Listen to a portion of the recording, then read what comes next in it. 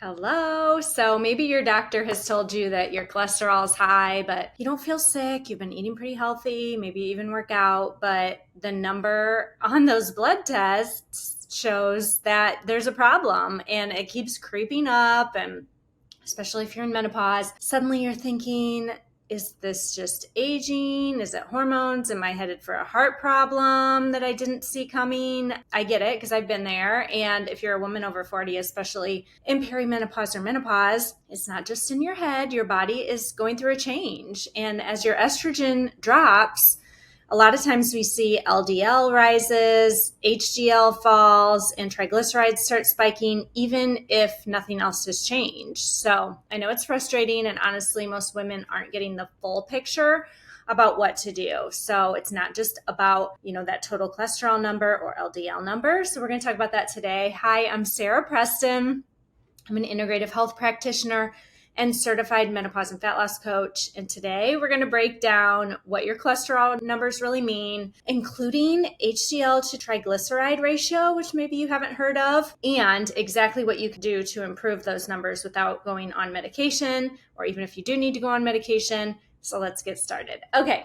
What is cholesterol? So HDL, maybe you've had your lipids tested. And if you haven't, I suggest asking your doctor to test your lipids. This is your cholesterol numbers, okay? So HDL stands for high density lipoprotein, often referred to as good cholesterol. It plays a role in removing excess cholesterol from the body to help prevent the buildup of plaque in your arteries, which can lead to heart disease and stroke.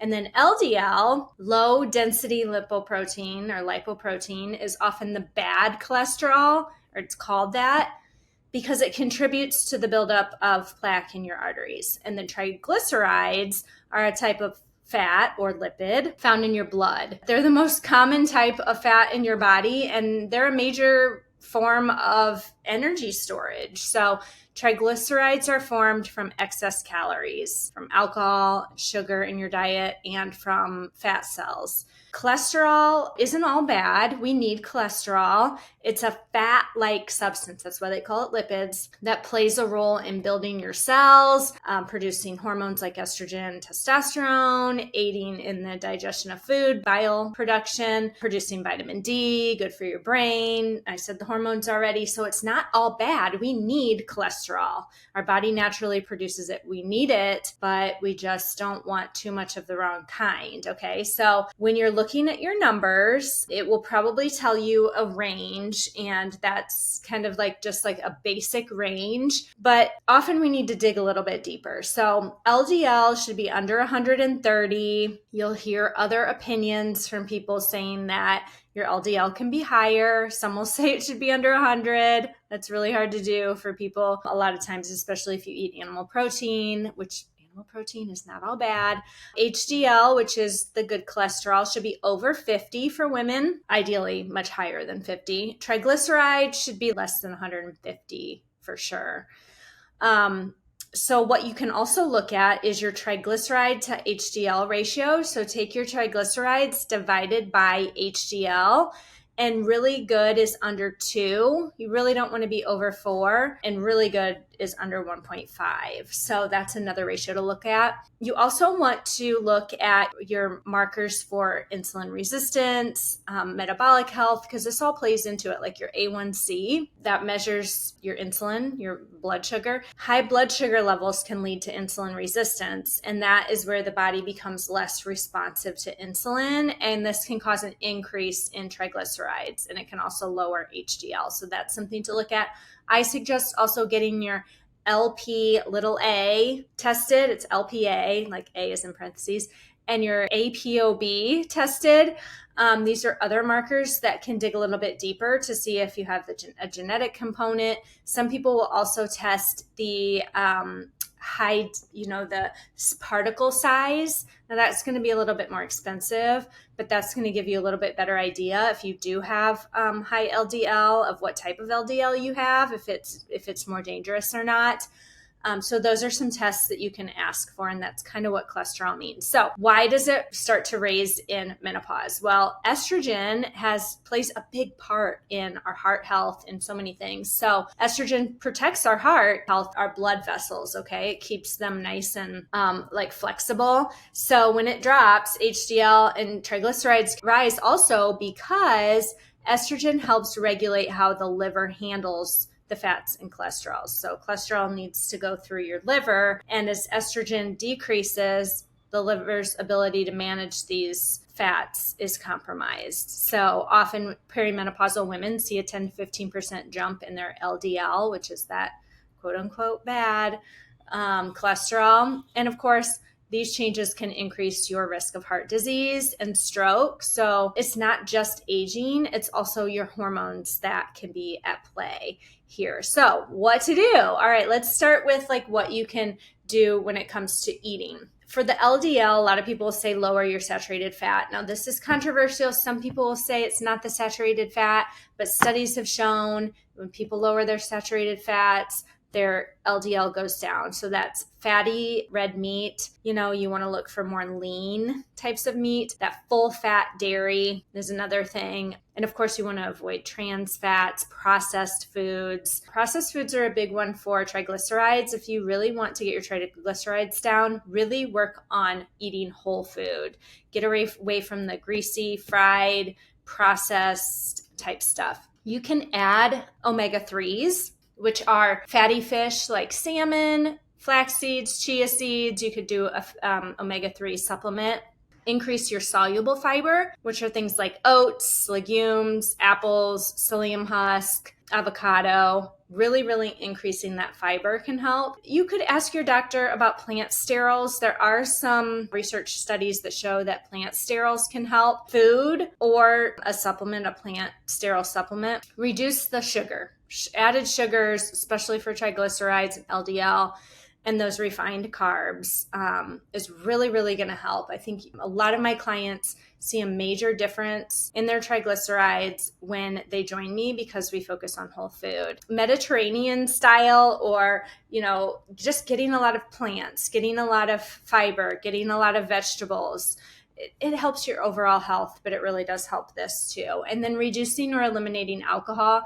There are some small studies that show a little bit of the resveratrol in red wine can help with heart health, but I think that a lot of times the risks outweigh the benefits of that. So really trying to reduce or eliminate alcohol. And then exercise can help so much. So getting moderate cardio, like walking, cycling, swimming, just jumping on the elliptical. This shouldn't be your main form of exercise because you do want to strength train, but aerobic exercise can help increase your HDL, lower triglycerides, helps with weight loss, because a lot of times that weight loss really helps with your cholesterol as well. I have clients who have dropped theirs by like 50 some points just working on weight loss, whole food nutrition, getting more fiber. Okay, that strength training, like I said, 3 times a week for your metabolism, for bone health, these can contribute. But every type of movement helps. Walking after meals, having a walking pad under your desk,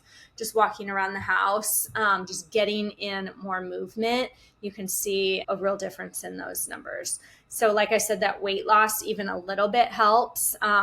Losing 5 to 10% of your body weight, if you have weight to lose, can dramatically improve your cholesterol numbers. But we don't want to do something that's like restrictive or a crash diet or anything. Finding something that you can sustain is really key. That waist circumference really matters too. So you want to look at your waist to hip ratio because more belly fat that you have, that visceral belly fat, can mean higher LDL and triglycerides. So really trying to reduce that visceral body fat, which is the belly fat or the fat around your organs, definitely can contribute to this cholesterol number that might be higher. So if you need help with that, please reach out to me. Just send me a message on Instagram, or you can email me at Sara with no H, Sara at saraprestonhealthyliving.com. Let's chat. Let's get you set up on a program to start working on, your nutrition, your exercise, and your metabolism and losing that weight. Okay, something that's often overlooked is stress and sleep. So Chronic stress raises cortisol, which can increase your LDL and triglycerides. Poor sleep can cause poor cholesterol and poor blood sugar control, which means poor cholesterol numbers. So really practice those nervous system regulating techniques. You can't always get rid of stress in your life, and I understand that, but doing some deep breathing, reframing your mindset, walking outside, journaling, some mindfulness, maybe some somatic exercises, and then just better sleep in general. Have a good bedtime routine. Make sure you're prioritizing that. So I started to talk a little bit about supplements. The omega-3, I talked about those when I was talking about foods you can eat, but also omega-3 supplement can lower triglycerides. Psyllium husk can lower LDL. Niacin has been shown, and that's something you want to talk to your doctor about. If you take too high of niacin, you can get like this flushing where your face like turns red, but that's a B vitamin that you can get. So that's something to talk to your doctor about. Again, the plant sterols come in supplement form too. If you need links to any of this stuff, please just comment or reach out. I can send to you. Garlic and green tea, they can really help. Matcha tea has been shown to help too. So that's something you can add. But if your LDL is higher than 130, 160, or triglycerides are high, sometimes lifestyle may not be enough. Like if you have really, really high triglycerides, you might need to be on a statin until you can bring those down. Statins have side effects too. So it's definitely something to try to lower on your own if you can. Talk to your doctor about that. HRT, hormone replacement therapy, can really, really help because we're replacing, like I said, that estrogen that we needed. And then you can start to see better cholesterol numbers. So it's not all about the numbers. Again, the ratios, looking at blood sugar, looking at some of these other tests that you can do. At least know your baseline right now so that you know if there are changes that you need to make. And then, 1 to 2 changes every few weeks. You don't have to do it all at once. Let's add fiber, cut the sugar, and start walking every single day. Again, if you need a strategy that works with your hormones and can help you with these cholesterol levels, can help you get to better health, lose that weight, please